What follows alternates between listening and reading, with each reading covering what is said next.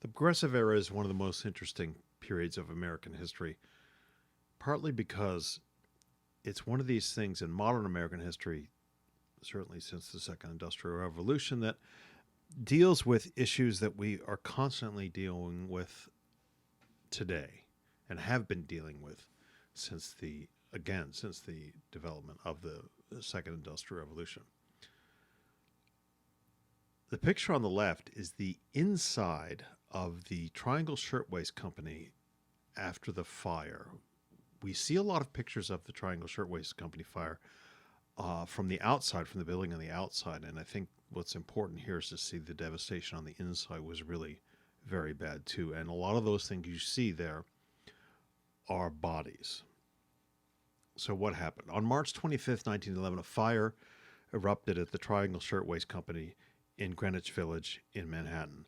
The employees, mostly young Jewish and Italian immigrant women, earned as little as $3 per week working sewing machines, and they could not escape from the building's top three floors. The owners had locked the doors to stop theft and bathroom breaks, and fire trucks and ladders only reached the sixth floor.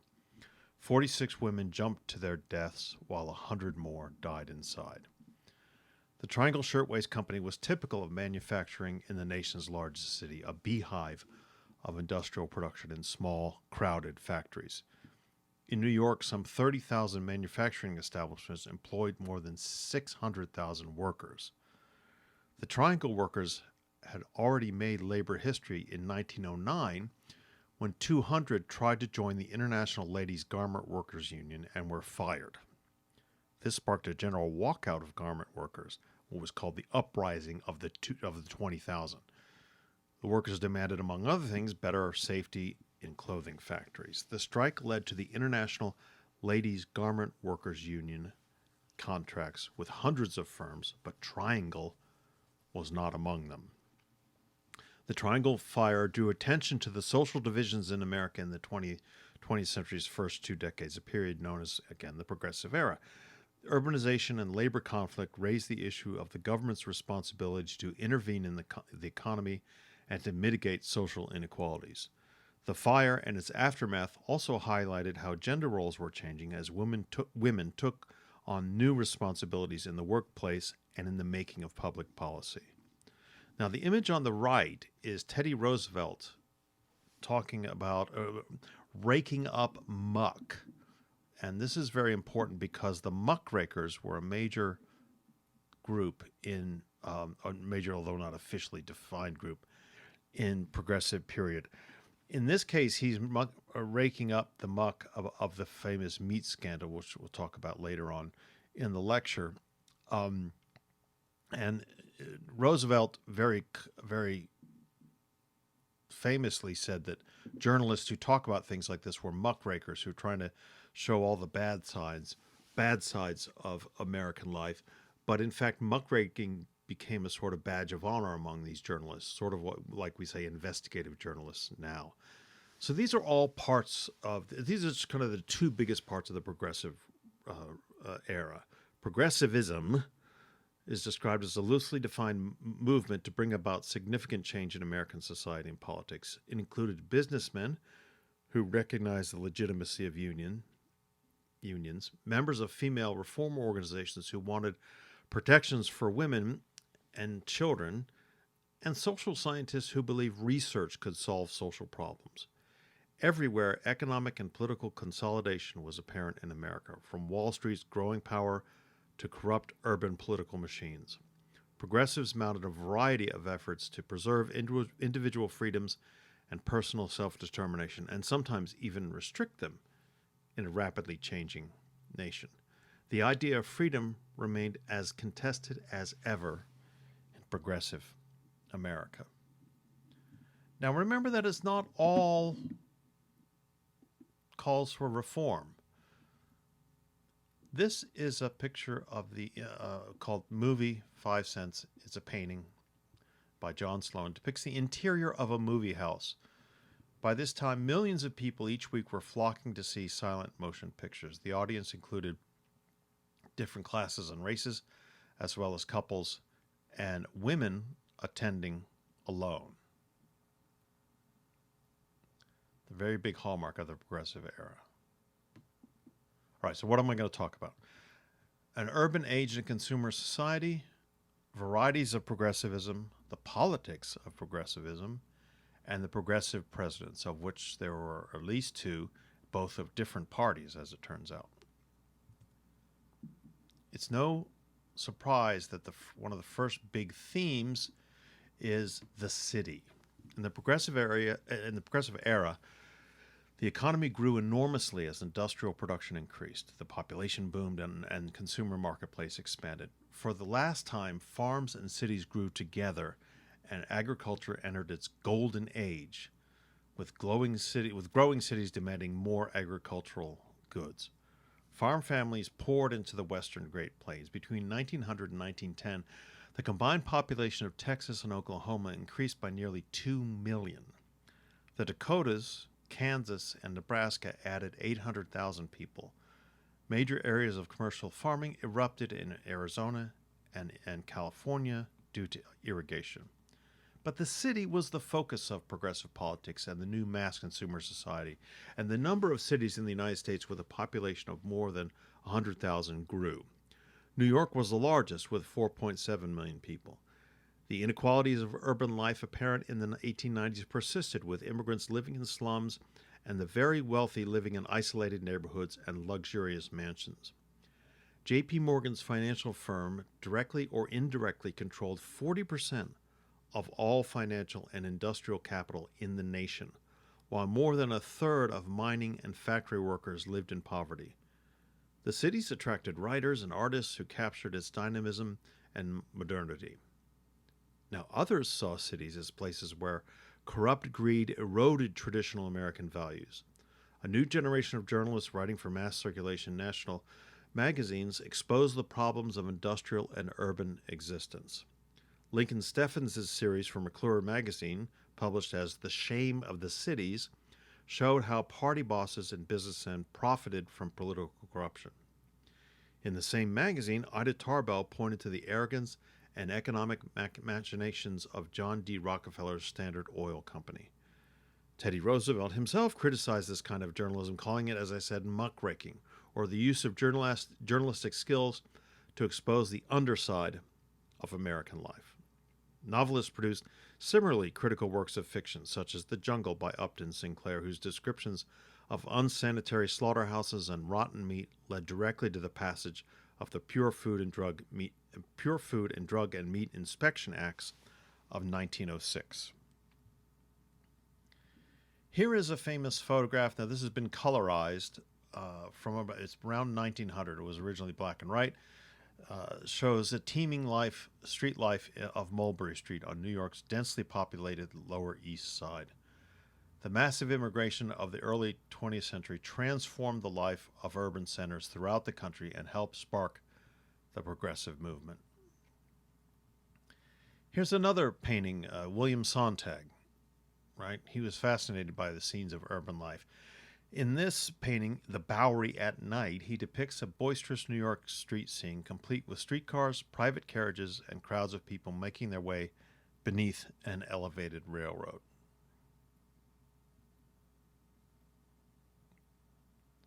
Now, most characteristic of early 20th century cities was the presence of immigrants.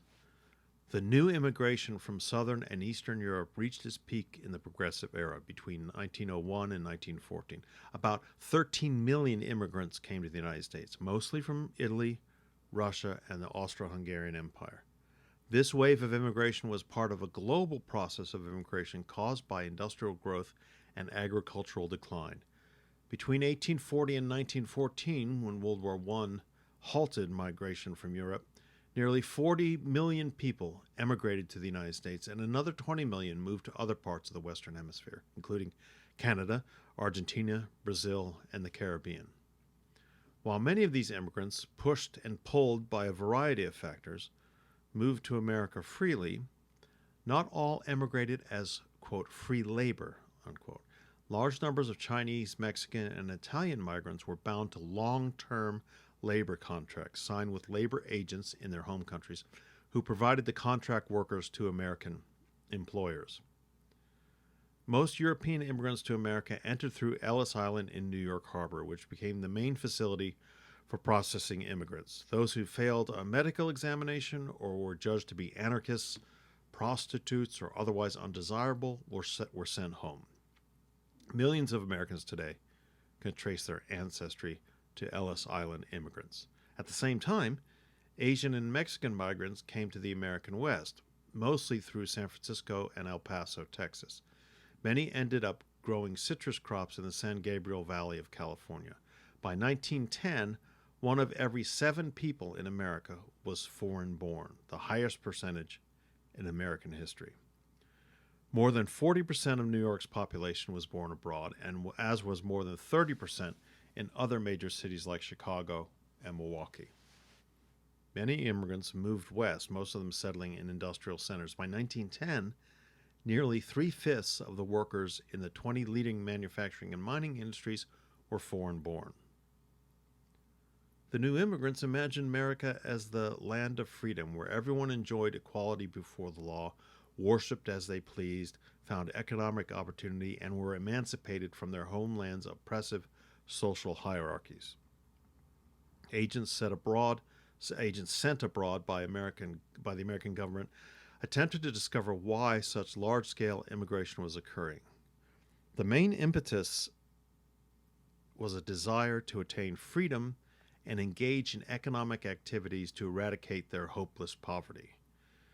While some, such as Jews fleeing religious persecution in Russia, intended to settle permanently, most planned to earn money to return home and buy land. Groups such as the Irish and Mexicans had many such birds of passage who stayed only briefly in the United States. Along the percentage of 40% returned home. The new wave of immigrants settled mostly in close-knit ethnic neighborhoods with their own businesses and community organizations, and continued to speak their own language and publish foreign language newspapers and other publications. Churches were central to these communities. Although most immigrants earned more in the United States than they could have at home, they faced long hours, low wages, and dangerous working conditions in mines, factories, and fields. "My people are not in America," remarked one Slavic priest. "They are under it."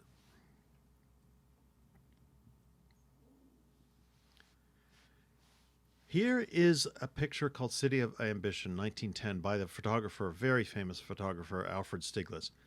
And he captured the stark beauty of New York's new skyscrapers. The new skyscrapers were really a major element, a major new feature in the early 20th century.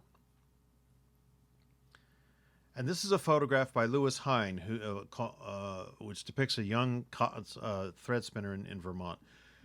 Lewis Hine uses camera to chronicle the plight of child laborers.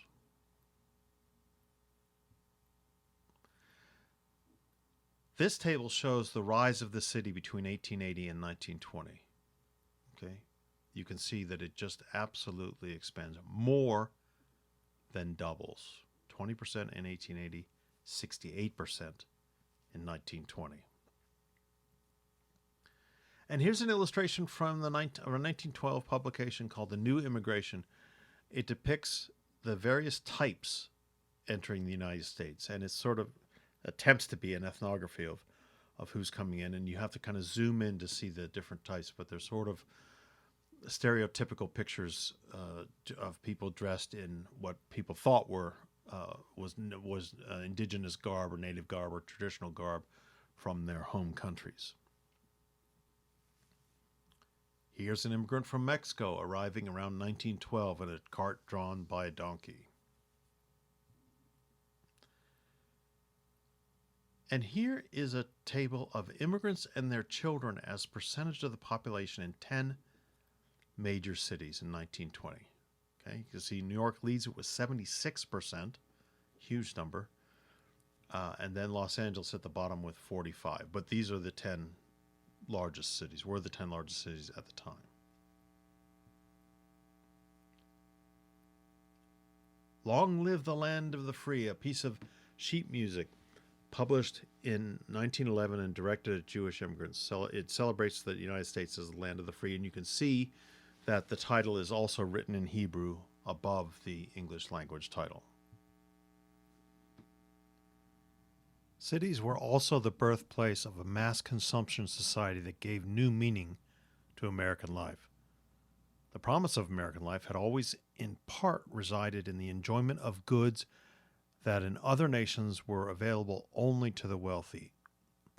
Only in the Progressive Era, however, did large downtown department stores, chain stores in cities, and retail mail-order houses for rural residents make accessible the goods produced in America's factories.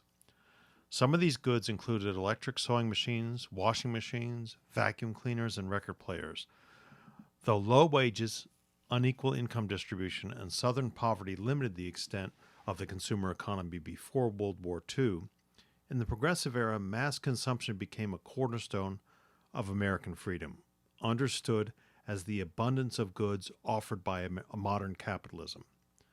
Leisure activities were also part of mass consumption, with mass entertainment in amusement parks, dance halls, and theaters attracting large crowds. The most popular form of mass entertainment was vaudeville, a live theatrical entertainment consisting of numerous short acts. In this period, motion pictures also became a mass phenomenon, in which even working-class moviegoers attended Nickelodeons, so named because of their 5-cent ticket price.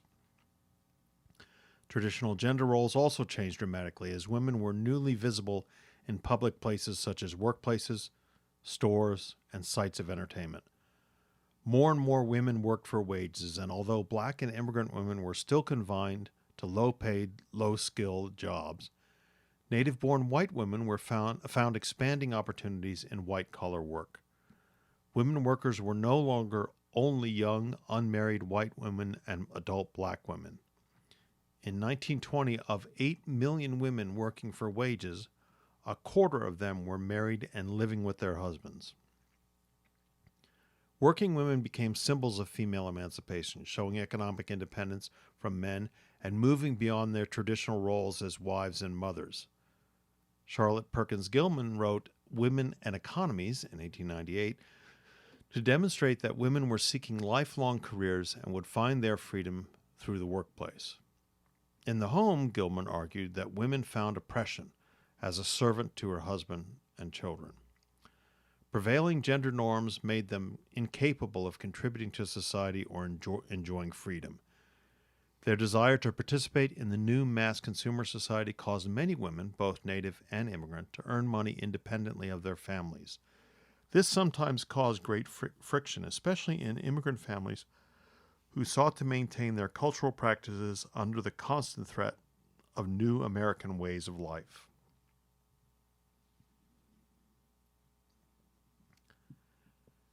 This table shows the percentage of women aged 14 years and older in the labor force between 1900 and 1930. Okay. Again, we see a steady increase, right, across both all women and married women. And this is a picture of women at work in a shoe factory, 1908.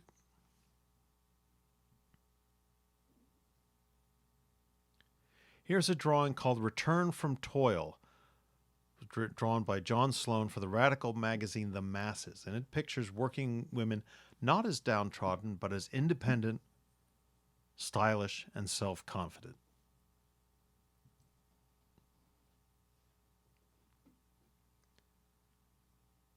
Now, fewer individuals were more wrapped up in the new consumer society than Henry Ford.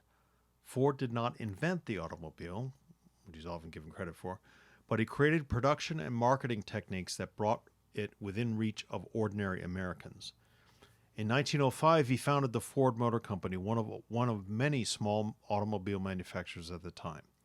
In 1908, he introduced the Model T, a simple and light vehicle, sturdy enough to navigate the country's poor roads. Ford focused on standardizing output and lowering prices in order to bring a luxury good to the masses of consumers. Ford focused on standardizing output and lowering prices rather than catering to the elite marketing like some European competitors. In 1913, Ford's Highland Park, Michigan factory adopted the moving assembly line in which car frames were brought to workers on a continuously moving conveyor belt. This process allowed Ford to vastly reduce the time it took to produce an auto and thus greatly expanded his output. In 1914, Ford raised his wages to an unheard of $5 per day, allowing him to attract skilled workers. But assembly line work was monotonous, and Ford used spies and armed detectives to prevent his employees from unionizing. Ford justified high wages by arguing that workers needed to be able to afford the goods being produced by America's factories. By 1916, Ford's Model Ts were available for many workers. The economic system based on mass production and mass consumption came to be called Fordism. And here's an assembly line at the Ford Motor Company factory in Highland Park, Michigan, again around 1914. Look at the sales of passenger cars in this table between 1900 and 1925. Okay? It goes absolutely astronomical.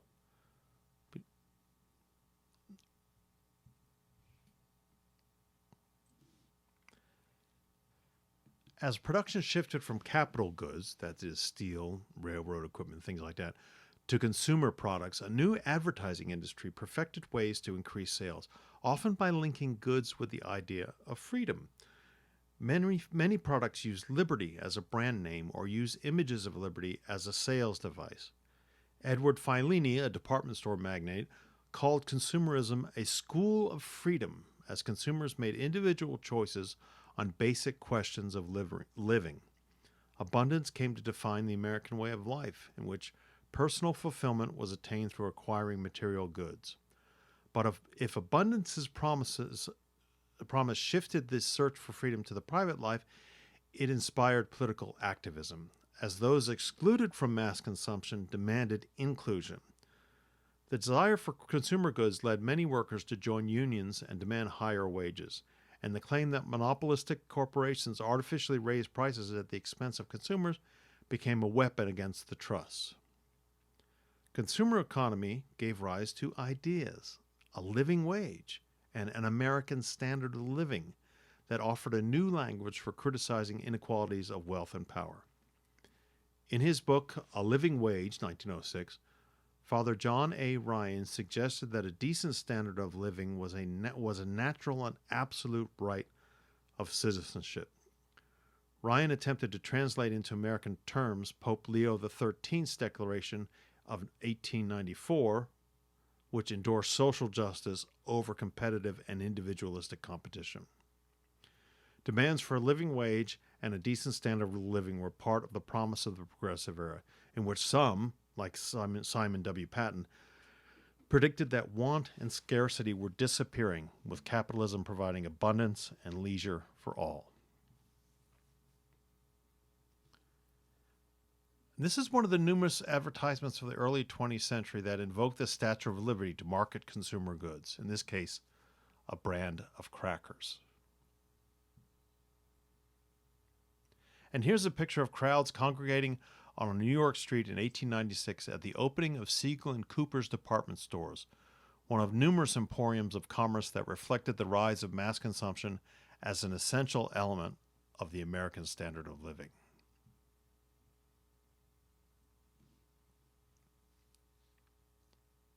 Progressives wanted to humanize industrial capitalism and find common ground in a society seemingly fragmented by the labor conflict and by mass immigration.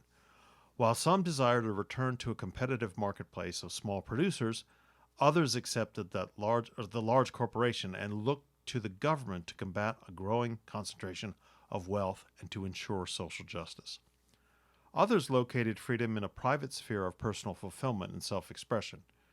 Nearly all progressives felt that freedom had to take on a new meaning to confront early 20th century social and economic realities.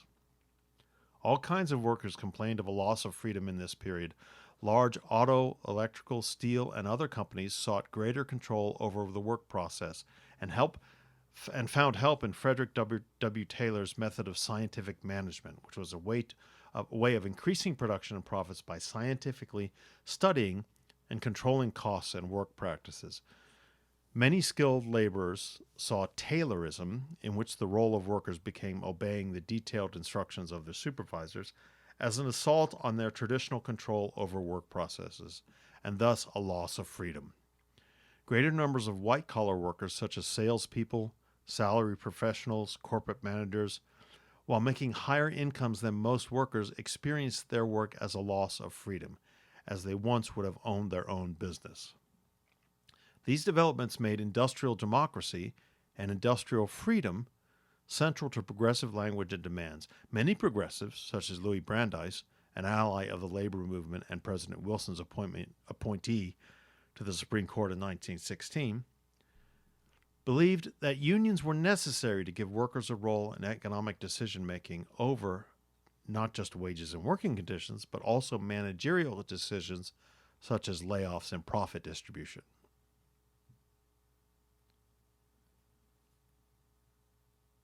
Here's an advertisement for Palmolive soap, and it illustrates how companies marketed goods to consumers by creating anxiety and invoking exotic images.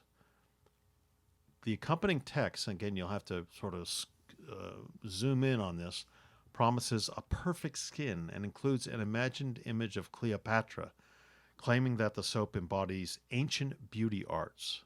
By 1915, Palmolive was the best-selling soap in the world. Economic freedom was also the cry of American socialism, which reached its greatest influence in the Progressive era. The Socialist Party, founded in 1901, united late 19th century radicals such as populists and followers of Edward Bellamy with parts of the labor movement.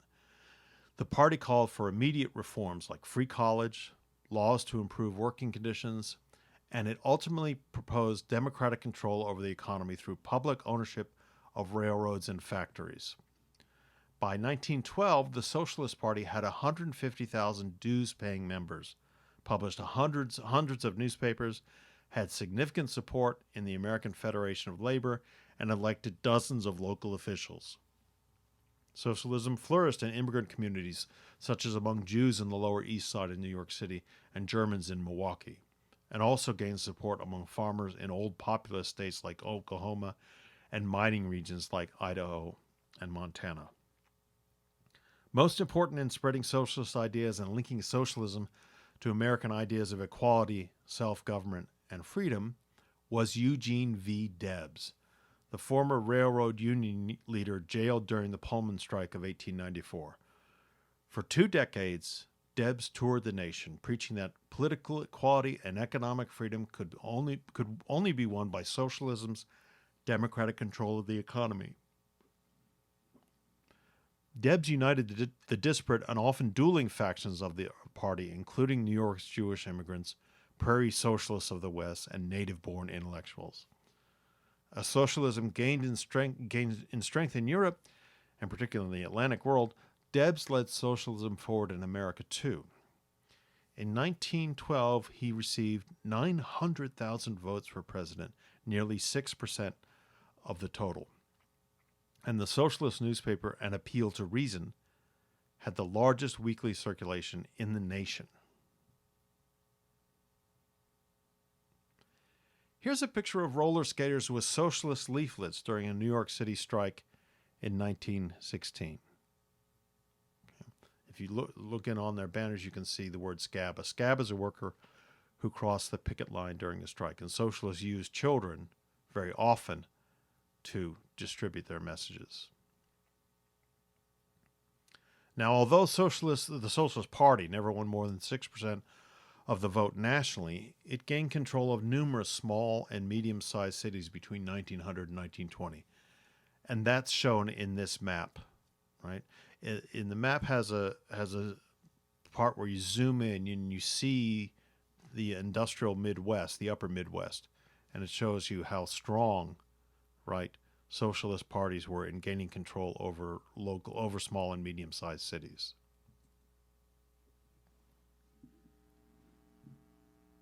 Continued labor strife also illustrated the deep discontent of the Progressive era. American Federation of Labor membership tripled to 1.6 million between 1900 and 1904, at the same time that its leaders became closer to corporate leaders willing to deal with unions as a means of stabilizing labor relations. Samuel Gompers, president of the AFL, joined with large capitalists in the National Civic Federation, which accepted workers' rights to collective bargaining in responsible unions, responsible in quotation marks. The National Civic Federation, NCF, helped settle hundreds of industrial disputes and improved safety and created pensions for long-term workers. But most employers still adamantly opposed unions. The AFL mostly represented America's most privileged workers, skilled industrial and craft labor, mostly all white, male, and native-born. In 1905, unionists rejecting the AFL's exclusionist approach formed the Industrial Workers of the World, the IWW. The IWW was both a union and a revolutionary organization dedicated to seizing the means of production and abolishing the state, and it made solidarity its guiding principle. It sought to organize all workers excluded from the AFL. Those were immigrant factory workers, migrant timber and agricultural workers, women, blacks, and even the Chinese. The IWW's most prominent leader was William Big Bill Hayward, who critics dubbed as, quote, the most dangerous man in America. Mass strikes by immigrant workers placed workers' demand to collective bargaining with employers at the front of progressive reform. The strike showed that ethnic divisions might impede labor solidarity, but that ethnic cohesiveness could be a basis of unity if strikes were organized democratically. The IWW was often called to run these strikes, which started spontaneously, and it insisted that each ethnic group must have representation on strike committees. Such was the situation in 1912 in Lawrence, Massachusetts, after men, women, and child workers there went on strike against pay cuts and legislation which limited the working week to 54 hours. The IWW forged the strikers into a united group, survived militia and police attacks, and won the strike on the union's terms. At this strike, a famous labor slogan was born: "We want bread and roses too." Another famous strike was the 1907 New Orleans dock workers' strike, in which black and white workers made an uncommon cross-racial alliance to resist pay cuts and attacks on their unions. Other strikes were less successful. Perhaps the most famous strike was a failure: the strike by the United Mine Workers against the Rockefeller-owned Colorado Fuel and Iron Company for union recognition, wage increases, an 8-hour day, and a right to live and shop in places not owned by the factory. The owners responded to the strike by evicting strikers from their houses, and after armed militias surrounded a tent colony erected by the strikers, they attacked the tent city in April 1914, killing up to 30 men, women, and children in what became known as the Ludlow Massacre. After the Ludlow Massacre, labor organizer Mary Mother Jones argued that the Union, quote, had only the Constitution, the other side held the bayonets, end quote. Union struggles put free speech at the center of progressive reform. Even while courts rejected unions' claims to be exercising First Amendment rights, labor struggles created the modern demands of civil liberties so critical in the 20th century. In many areas, especially company towns dominated by an employer, workers were not free to speak out without being fired or threat of violence. The IWW in particular waged a series of free speech fights as a means of organizing unions in the West. When IWW members were arrested and jailed for speaking in public, the union would send hundreds and thousands more members to speak, forcing local governments to arrest them all. Eventually, local unions would become overwhelmed and would allow IWW members to speak.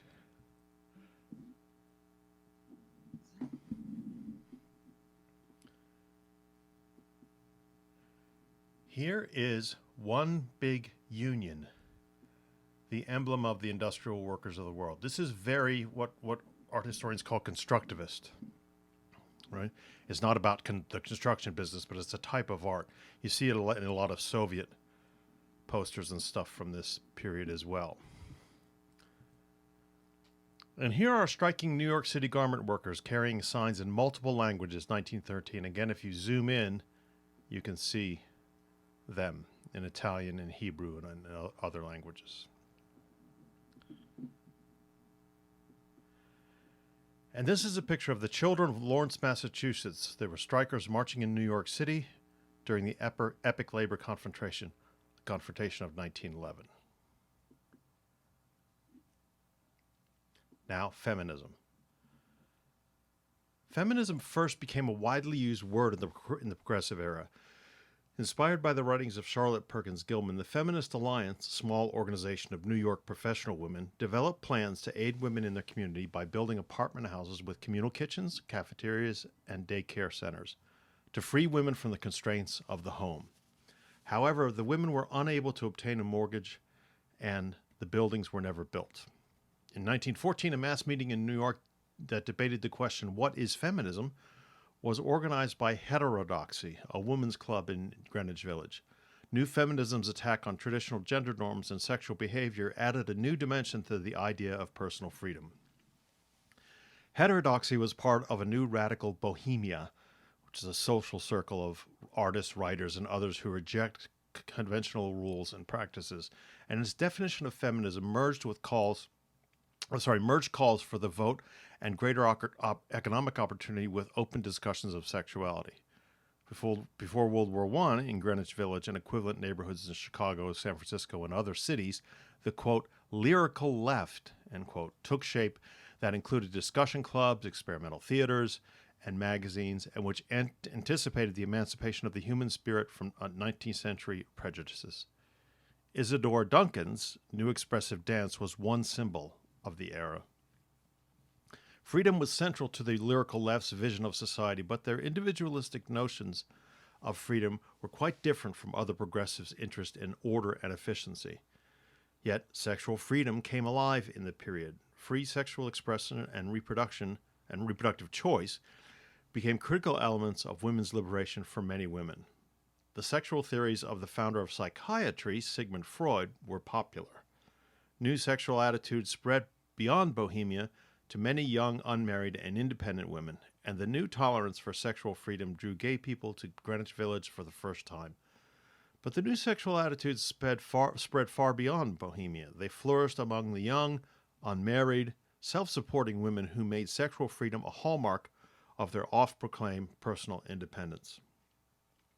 Women's growing presence in the labor market strengthened demands for birth control, giving political expression to changes in sexual behavior.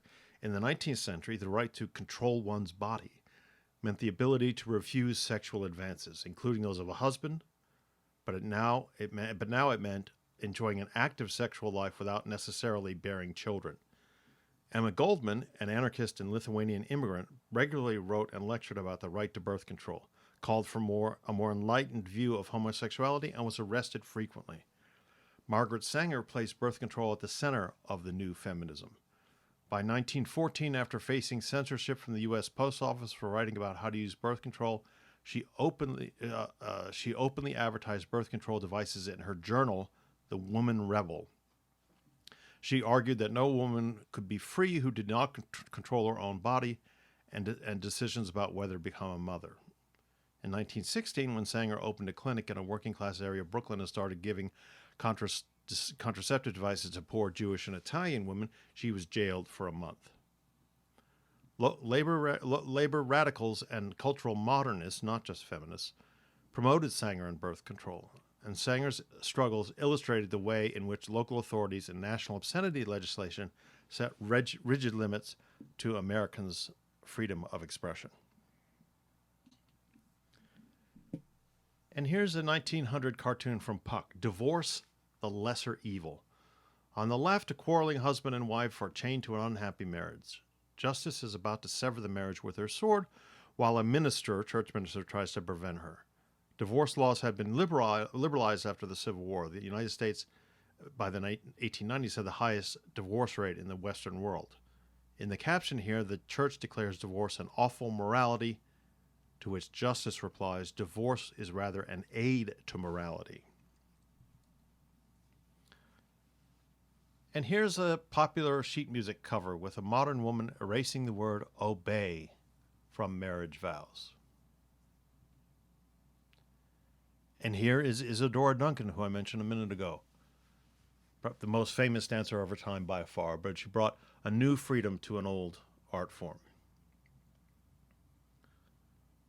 This is the much beloved and much feared Emma Goldman speaking in favor of birth control to an almost entirely male crowd in New York City in 1916. This is a poster advertising a series of Emma Goldman's lectures illustrating the remarkable variety of topics on which she spoke. And this is a picture of mothers with baby carriages who wait outside Margaret Sanger's birth control in Brownsville, a neighborhood in Brooklyn, in 1916. Native Americans also shared the progressive impulse. The Society of Native Americans, founded in 1911, was a typical reform organization. It united Indian intellectuals around the discussion of Native American problems and sought to arouse public awareness. It brought together Indians from many different backgrounds and created a pan-Indian public space free from white influence. Many in the society shared the basic goals of federal Indian policy, including transforming communal lands on the reservations into family farms. But the group's founder, Carlos Montezuma, became an avowed critic who condemned government paternalism and demanded the abolition of the Bureau of Indian Affairs. He called for self-determination and for Indians to be granted full citizenship. Montezuma's writings had little influence at the time, but Indian activists would later rediscover him as a forerunner of Indian radicalism.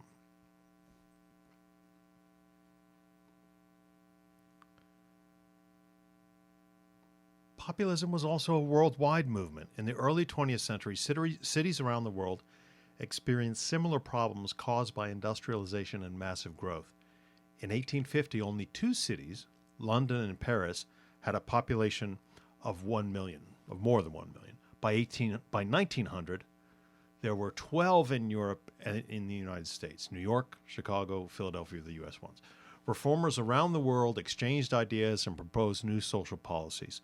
As Britain, France, and Germany created old age pensions, minimum wage laws, and unemployment insurance, and regulated workplace safety, American reformers started to advocate such social legislation, meaning government action to address urban problems and the insecurities of working class life. Progressives thought modern society required basic changes in the functions of political authority, whether to check the power of corporations, protect consumers, civilize market relations, or guarantee industrial freedom in the workplace. Influenced by Gilded Age and European reforms, progressives sought to renew notions of an activist, socially conscious government. They rejected old assumptions that powerful government threatened liberty. They saw freedom as a positive, not a negative concept, in which freedom represented the power of the government to intervene in public and private lives to improve society. John Dewey was one of the foremost proponents of a school of philosophy called pragmatism, which insisted that institutions and social policies must be judged by their concrete efforts, not merely their longevity or how well they comport with religious doctrine or traditional political beliefs. Experience, pragmatists insisted, was more important than doctrine. Some saw pragmatism as a way of using evidence to moderate conflicts between religion and science. For others, the new outlook encouraged an experimental approach to social problems characteristic of progressivism. Dewey was a founder of the New School for Social Research in New York City, which stressed the importance of scientifically evaluating public policy. The idea that with proper information, social improvement could be achieved was widely shared among American progressives, as well as their counterparts in other countries. In America, with a decentralized federal system of government, most progressive reforms were enacted at the state and local levels. In cities, progressives worked to reform the structure of government to reduce the power of political bosses, establish public control of natural monopolies such as gas and waterworks, and improve public transportation. They raised property taxes in order to spend more money on schools, parks, and other basic public facilities. Gilded Age mayors Hazen Pingree and Samuel Golden Rule Jones pioneered urban progressivism. Pingree battled the business interests that dominated city government, forced gas and telephone companies to lower their rates, and established a municipal power plant. Jones instituted an 8-hour day and paid vacations at his factory that produced oil drilling equipment. As the mayor of Toledo, he founded night schools and free kindergartens, built new parks, and supported the right of workers to unionize. Since state legislatures defined the powers of city governments, urban progressives often carried their campaigns to the state level. Pingree became governor of Michigan in 1896, in which post he continued his battle against railroads and other corporate interests.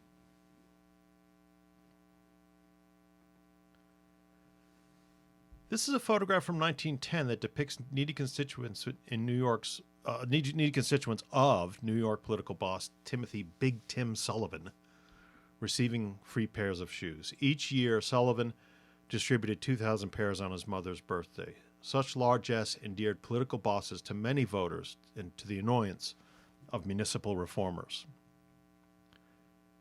And here are young boys and girls seeking to enter a branch of the New York Public Library in 1910. The caption reads, "The children's room is already full, 3:30 p.m."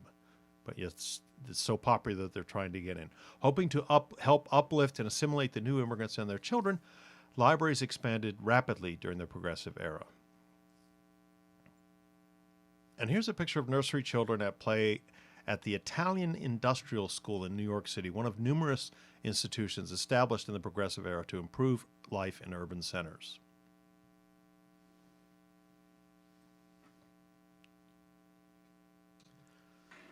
Although often associated with eastern cities, progressivism was also a major presence in the West.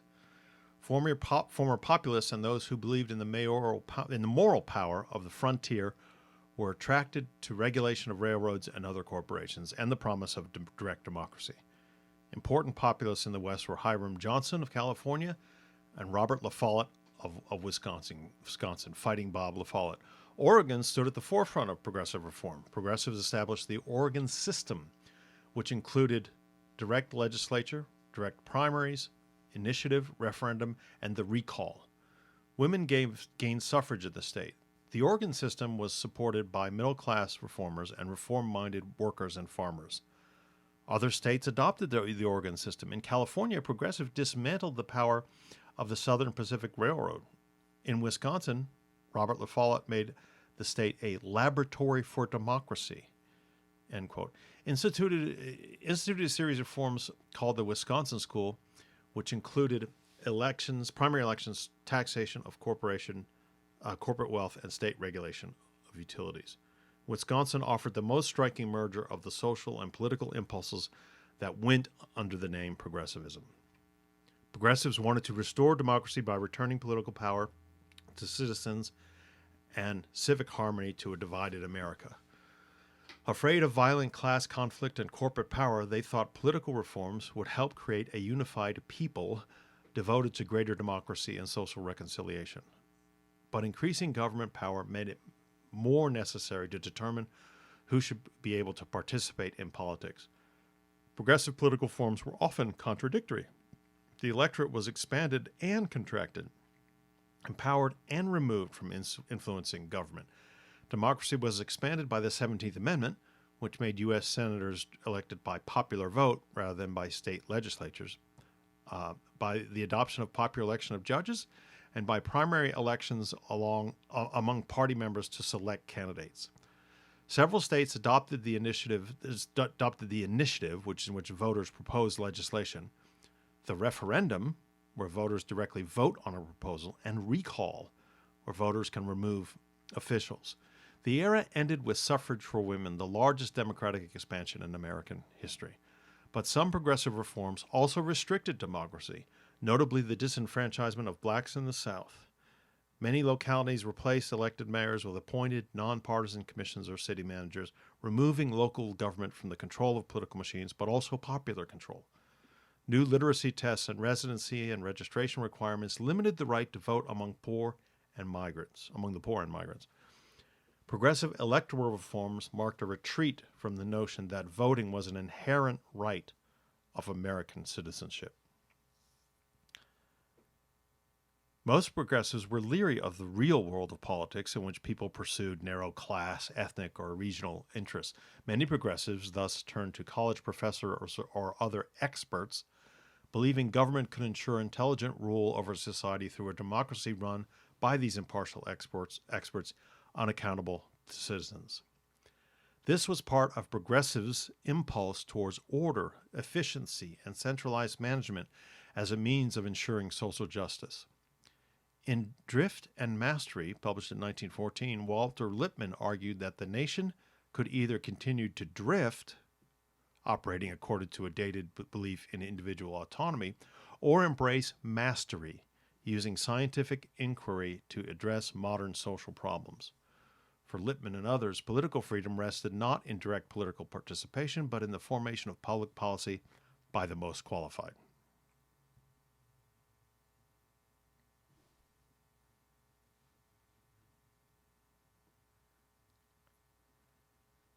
Activist government is also a very important issue in this period.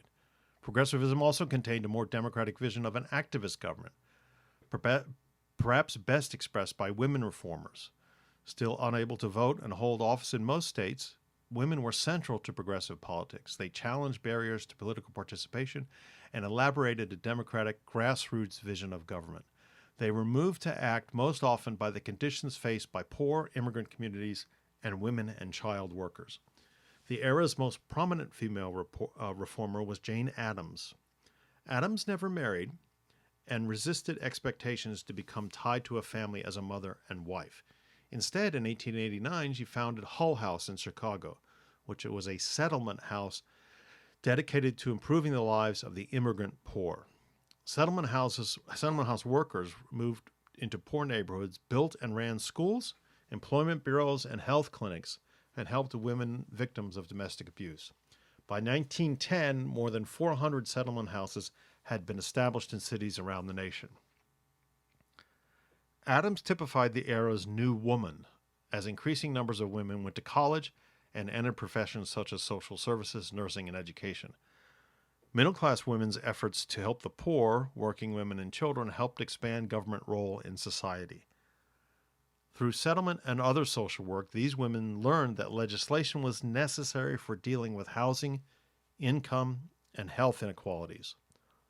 Hull House led a number of campaigns for legislation in Illinois around shorter working hours, workplace safety, and union organizing rights, which inspired others to do likewise. In the South, however, race affected reform, as ending child labor was justified as necessary for giving white children the education they would need as members of the South's ruling race. The settlement houses have been called, quote, spearheads of reform, as they produced prominent progressive leaders such as Florence Kelley, who organized the National Consumers League to use purchasing power as a way to force manufacturers to improve working conditions.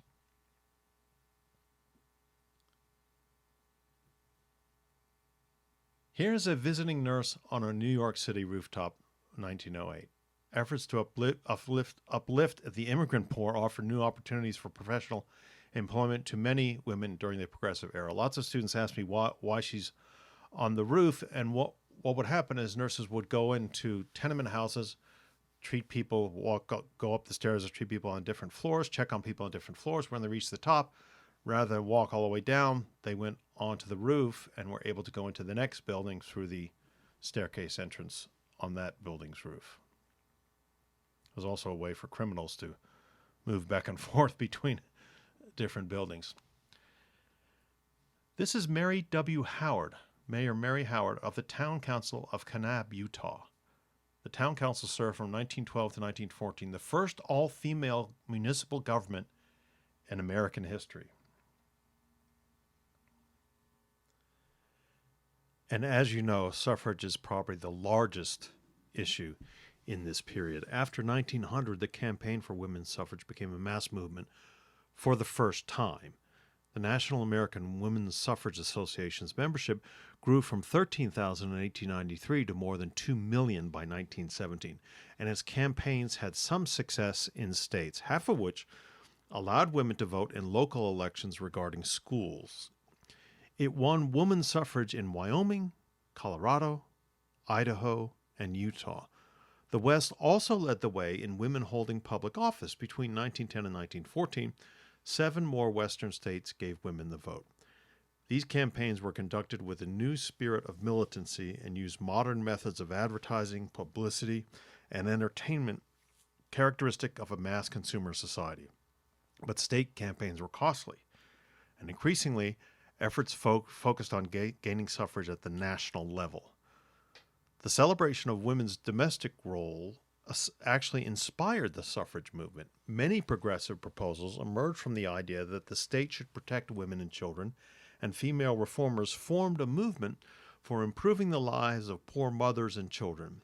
Many states enacted pensions for mothers to enable them to care for children. Such maternalist reforms were based on the assumption that governments should encourage women's ability to bear and raise children and allow them to be economically independent. Other progressive legislation recognized that women worked outside the home, but defined them as a dependent group like children that needed state protection in ways male workers did not. In the landmark case Muller v. Oregon, 1908, the U.S. Supreme Court accepted the arguments of Louis D. Brandeis that long hours of labor were dangerous for women whose childbearing abilities required government protection. This was the first major breach of liberty of contract doctrine, just 3 years after the Locklear decision, which had invalidated a New York law limiting the working hours of male bakers.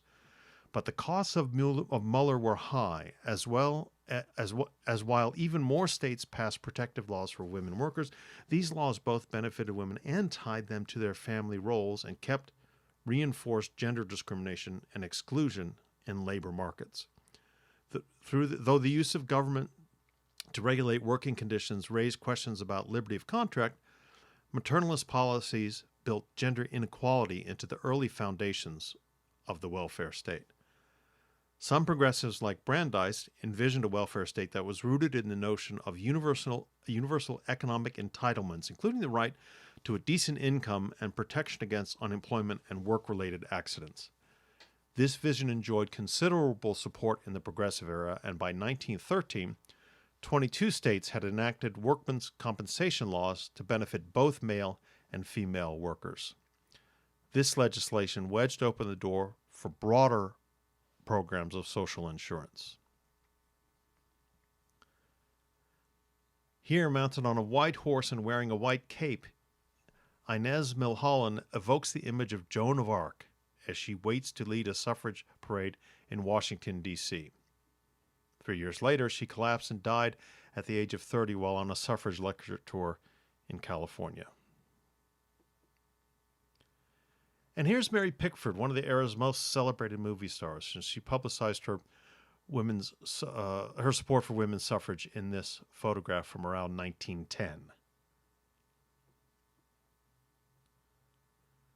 This is Louisine Havemeyer, one of New York City's wealthiest women, as a strong advocate of women's suffrage. This is a 1915 photograph where she passes the torch of liberty to a group of New Jersey women. And according to this cartoon, The Dirty Pool of Politics, giving women the right to vote would clean up political corruption and misgovernment.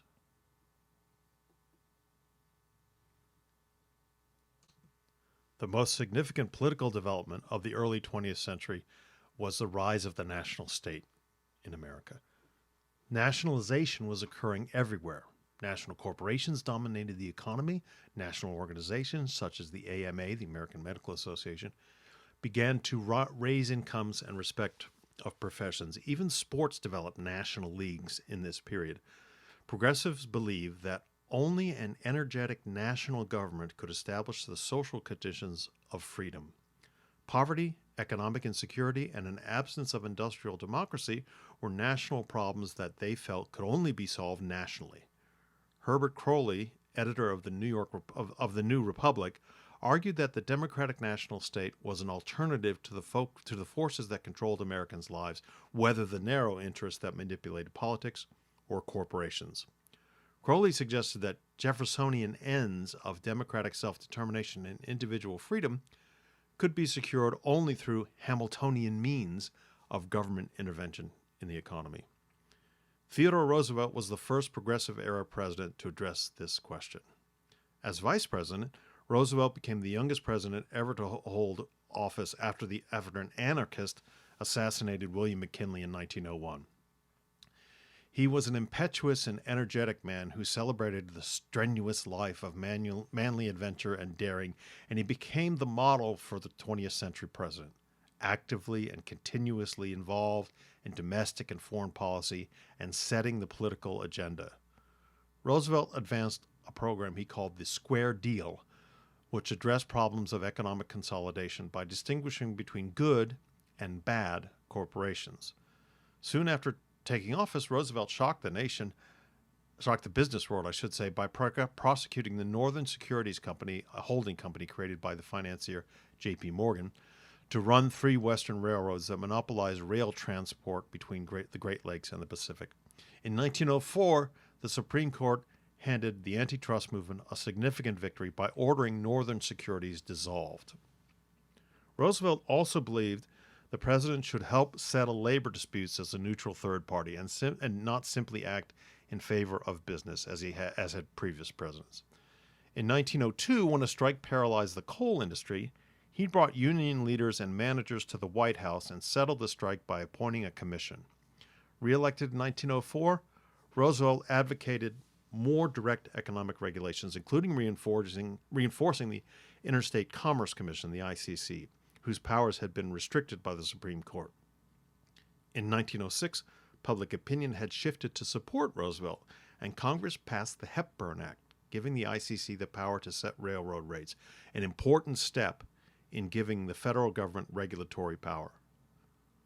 While many businessmen supported the creation of new federal agencies to improve consumer product safety, they were alarmed by Roosevelt's calls for federal inheritance and income taxes and interstate business regulation.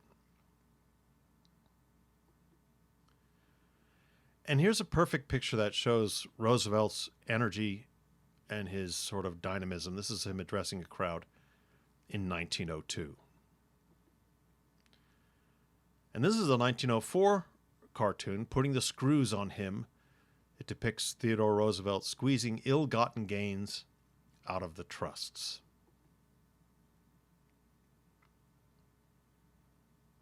In the 1890s, Scottish-born naturalist John Muir founded the Sierra Club to help preserve forests from uncontrolled logging from timber corporations. Muir's deep love for nature came from religious beliefs. Almost blinded in an industrial accident in Indianapolis, Muir came to believe that his sight was restored so that he could appreciate the natural beauty of God's creations. For example, he called forests God's first temples.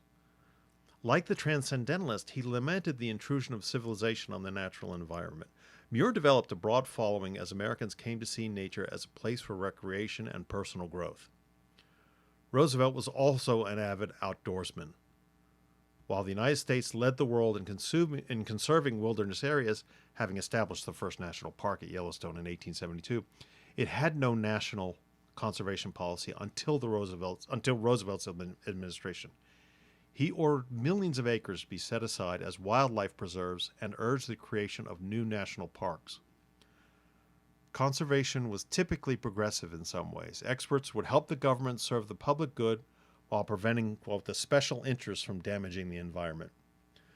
But conservation also served efficiency and control, as it aimed to control the exploitation of minerals and forests on national lands, not prevent it. In the West, water was especially scarce and required regulation in order to conserve and distribute it fairly. And here's Old Faithful. The Old Faithful Geyser, the most famous site in Yellowstone, the nation's first national park. This is a photograph from the 1880s.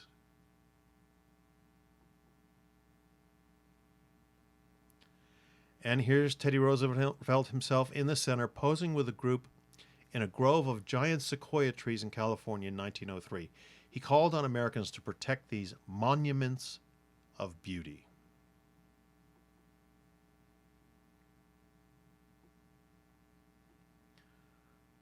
Roosevelt's successor to run for president in 1908 was William Howard Taft, a federal judge from Ohio and former governor of the Philippines. Taft defeated William Jennings Bryan in Bryan's third unsuccessful run for the presidency. Taft was progressive in that he believed the government should go beyond laissez-faire principles of the 19th century, and he pursued antitrust more aggressively than had Roosevelt. In 1911, he convinced the Supreme Court to declare John D. Rockefeller's Standard Oil Company in violation of the Sherman Antitrust Act and ordered its breakup into separate companies. This case, along with a similar prosecution of the American Tobacco Corporation, allowed the government to distinguish between good companies and bad companies that stifled competition. Taft also supported the 16th Amendment, which authorized Congress to establish a graduated national income tax, thus giving the national government a more reliable and flexible revenue source than just tariffs. But despite his progressive policies, Taft tended to ally himself with the more conservative wing of the Republican Party, and a dispute in 1910 with reform-minded officials within his administration alienated progressives. Remember, progressives at this time were almost all Republicans. Richard A. Ballinger, the Secretary of the Interior, decided to return some of Roosevelt's claimed land back to the public domain. Gifford Pinochet accused Ballinger of colluding with business interests and forsaking progressive environmental goals. When Taft fired Pinochet, the breach with party progressives became too deep to repair. In 1912, when Roosevelt failed in challenging Taft for the Republican nomination, he launched a new and independent progressive party.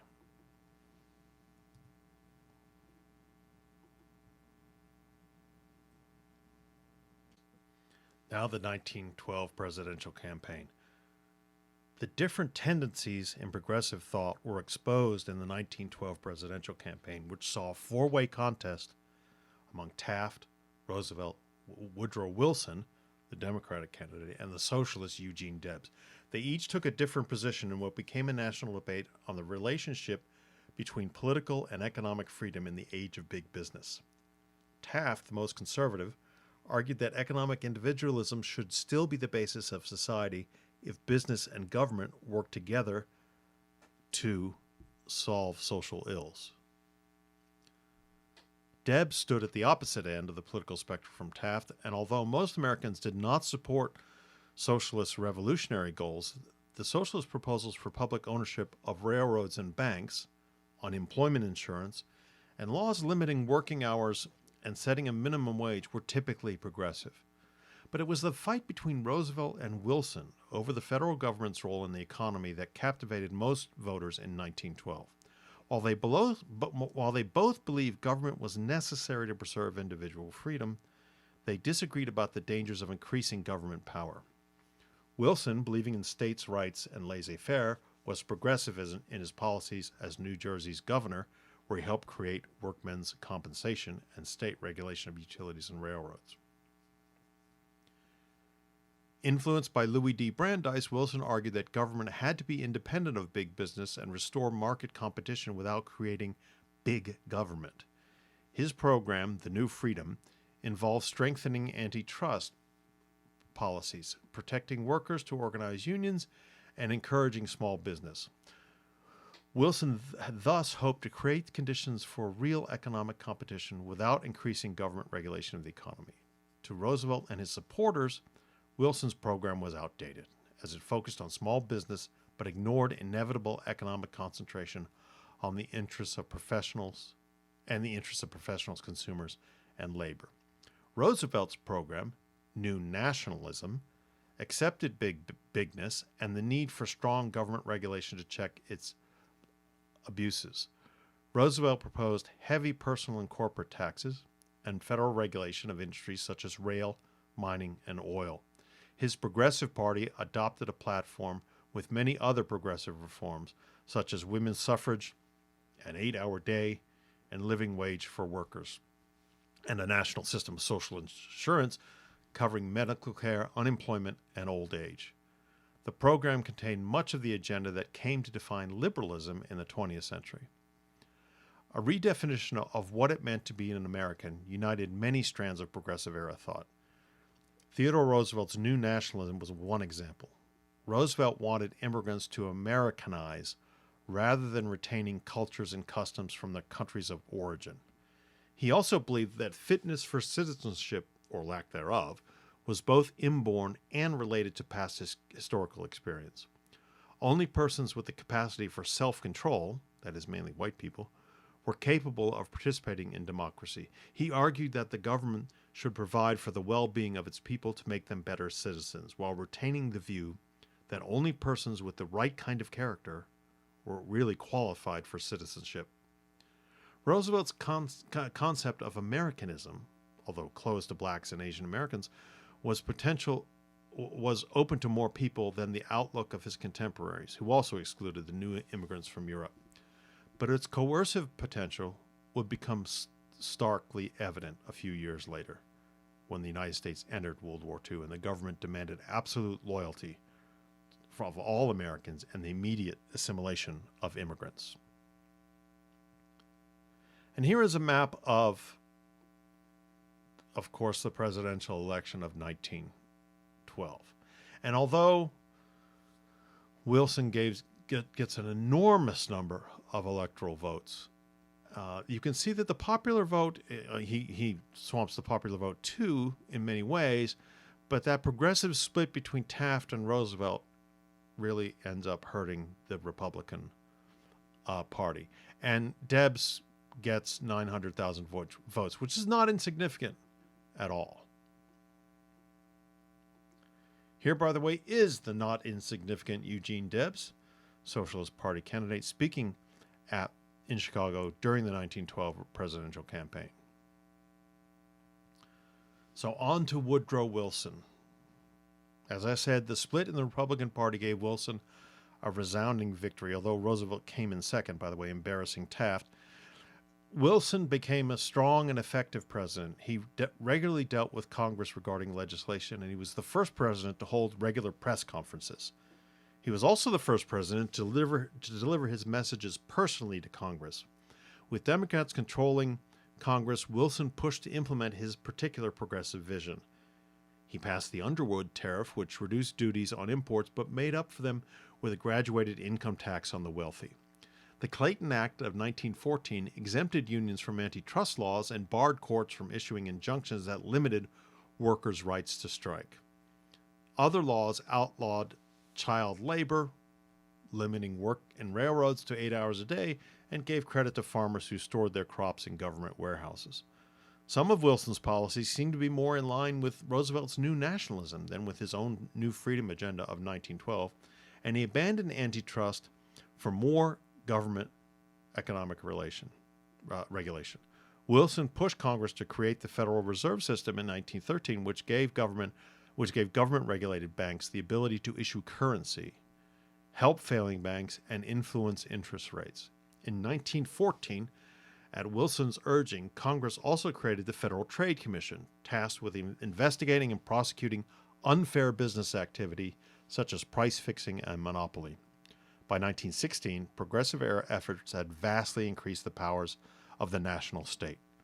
Government had established rules for labor relations, business behavior, and financial policy, protected citizens from market abuses, and acted as brokers among the groups whose conflicts threatened to destroy social harmony.